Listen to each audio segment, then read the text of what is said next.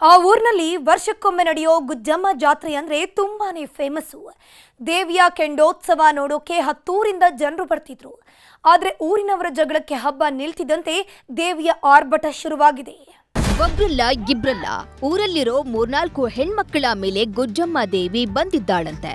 ನಾನೇ ಗುಜ್ಜಮ್ಮ ತಾಯಿ, ನನ್ ಕೊಂಡ, ನನ್ ಜಾತ್ರೆ ಎಲ್ಲ ನಿಲ್ಸಿದ್ದೀರಿ, ನಿಲ್ಸಿದವರ ಮನೆನ ಮುರಿತೀನಿ, 3 ದಿನದಲ್ಲಿ 3 ಹೆಣ ಉರುಳಿಸ್ತೀನಿ. ಇದು ಗುಜ್ಜಮ್ಮ ದೇವಿಯ ಆಕ್ರೋಶದ ಮಾತಂತೆ. ಇದ್ದಕ್ಕಿದ್ದಂತೆ ಊರ ದೇವಿಯ ಉತ್ಸವ ನಿಲ್ತಿದ್ದಂತೆ ಗುಜ್ಜಮ್ಮ ದೇವಿ ಉಗ್ರಾವತಾರ ಎತ್ತಿದ್ದಾಳೆ. 3-4 ಹೆಣ್ಮಕ್ಕಳ ಮೈ ಮೇಲೆ ಬಂದು ಹೀಗೆ ಆಕ್ರೋಶ ಹೊರಹಾಕ್ತಿದ್ದಾಳಂತೆ. ಗುಜ್ಜಮ್ಮ ತಾಯಿ, ನನ್ನ ಕೊಂಡ, ನನ್ನ ಜಾತ್ರ, ನನ್ನ ಕನ್ನಡಿ ಎಲ್ಲನೂ ನಿಲ್ಸೀವಿ, ನಿಲ್ಸಾರೆ, ನಿಲ್ಸಿದವ್ರ ಮನ ನಾವು ಮುರಿದೀವಿ. ಇಡೀ ಇಡೀ ನಾಡಿ ಕೊಟ್ಟಾಯ್ತು. ಈಗ ಈಗ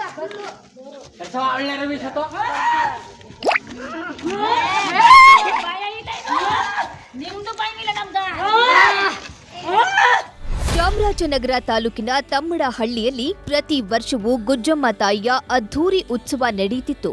ಜಾತ್ರೆ ಜೊತೆಗೆ ಕೊಂಡೋತ್ಸವವನ್ನು ವಿಜೃಂಭಣೆಯಿಂದ ಮಾಡ್ತಿದ್ದರು. ಈ ಬಾರಿ ಕೂಡ ಅದ್ಧೂರಿಯಾಗಿ ಉತ್ಸವ ಮಾಡೋದಕ್ಕೆ ಊರಿನ ಜನ ತಯಾರಿ ಮಾಡಿಕೊಂಡಿದ್ರು. ಎಲ್ಲ ಅಂದ್ಕೊಂಡಂತೆ ಆಗಿದ್ರೆ ಉತ್ಸವ ಕೂಡ ನಡೀಬೇಕಿತ್ತು. ಆದರೆ ಬಂಡಿ ಓಡಿಸುವ ವಿಚಾರವಾಗಿ 2 ಸಮುದಾಯದ ನಡುವೆ ಗಲಾಟೆ ಶುರುವಾಗಿದೆ.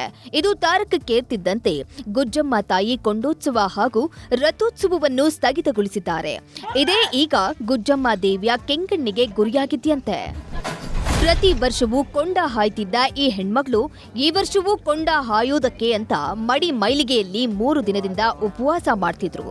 ಯಾವಾಗ ಏಕಾಏಕಿ ಜಾತ್ರೆ ನಿಂತೋಯ್ತೋ ಈ ಹೆಣ್ಮಗಳ ಜೊತೆಗೆ ಇನ್ನಿತರೆ 3-4 ಹೆಣ್ಮಕ್ಕಳ ಮೇಲೂ ಗುಜ್ಜಮ್ಮ ಆವಾಹನೆಯಾಗಿದ್ದಾಳಂತೆ.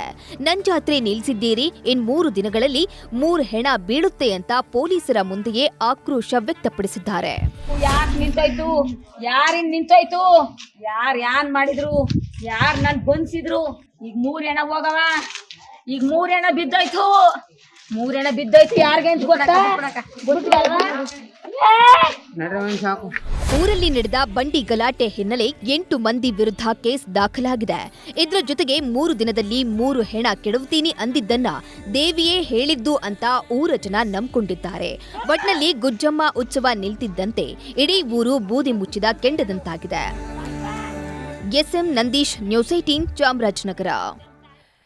ಇನ್ನುಳಿದ ಪ್ರಮುಖ ಸುದ್ದಿಗಳನ್ನ ಕ್ವಿಕ್ ಆಗಿ ನೋಡ್ತಾ ಹೋಗೋಣ. ಕನ್ನಡ ನಾಡಿ ಎಕ್ಸ್‌ಪ್ರೆಸ್‌ನಲ್ಲಿ ಹಾಫ್ ಹೆಲ್ಮೆಟ್ ಕರ್ಕಶ ಸೈಲೆನ್ಸರ್ ಹಾಕಿಸಿದವರಿಗೆ ಶಾಕ್. ಬೈಕ್ ಸವಾರರಿಂದ ವಶ ಪಡೆದ ವಸ್ತುಗಳು ಅಪ್ಪಚ್ಚಿ. ದಾವಣಗೆರೆ ನಗರದ ಎಸ್ಪಿ ಕಚೇರಿ ಬಳಿ ಬುಲ್ಡೋಸರ್ ಮೂಲಕ ನಾಶ.